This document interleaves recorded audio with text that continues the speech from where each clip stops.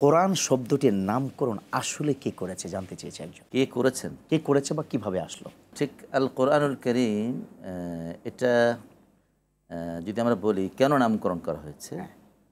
এটা হচ্ছে আল কোরআন মানে হচ্ছে বলা হয় আল মাকরু, হুম। কারউন থেকে, কারউন মানে হচ্ছে পড়া। আচ্ছা। আল কোরআন শব্দের একটা অর্থ হচ্ছে বলা হয় আল মাকরু মানে হচ্ছে পঠিত। পঠিত। তো কোরআন নামকরণ করা হয়েছে এ কারণে যেহেতু কোরআন পৃথিবীতে সবচেয়ে বেশি পঠিত কিতাব, সুবহানাল্লাহ।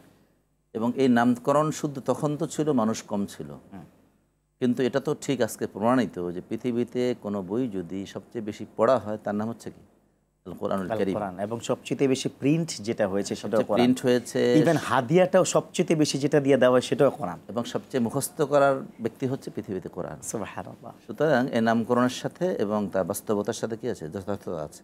জি। এটা তো ওহীর মাধ্যমে আল্লাহ রাসূল থেকে মূলত আল্লাহ নিজেই বলেছেন বাল হুয়া কুরআনুম মাজিদ ফি লাওহিম মাহফুজ। আমরা যদি বলি কোরআন তো আল্লাহ নিজেই নাম রেখেছেন।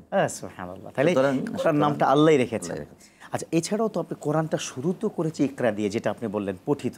আল্লাহ বলছেন পড়ো, আমরা তারপরে পড়েছি। জি, আমাদের তারপরের প্রশ্নটি যেমনটা আমরা মানে কি দেখতে পেয়েছি যে ১১৪টি সূরা কিভাবে আসলো এবং স্লটগুলো কে সাজিয়েছে বা কারা সাজিয়েছে কিভাবে? প্রথম কথা হচ্ছে যে সূরা, সূরার নামকরণ এগুলো তো আল্লাহ রাসূল থেকেই হয়েছে, মাশাআল্লাহ।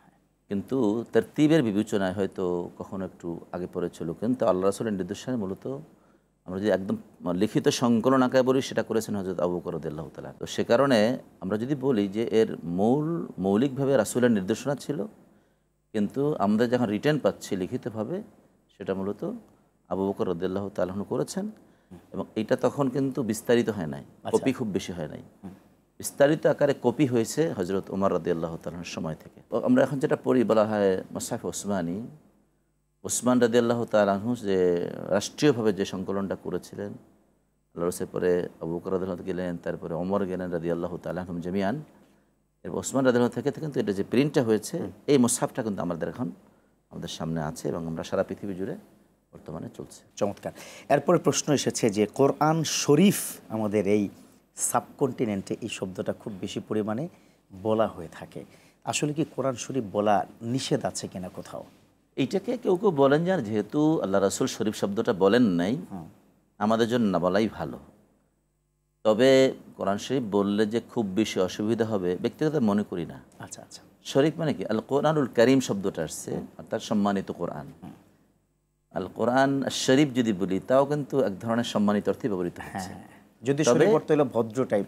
তবে শব্দটা যেহেতু আল কোরআনুল কারীম, কোরআন মাজিদ, শব্দটা আল কোরআন মাজিদ, এজন্য যে শব্দগুলো কোরআনের সাথে রিলেটেড আসছে, যেগুলো মানে মূলত সাহাবা কেরামের ব্যবহার হতো, সেই শব্দটা ব্যবহার করলে মনে করি ভালো।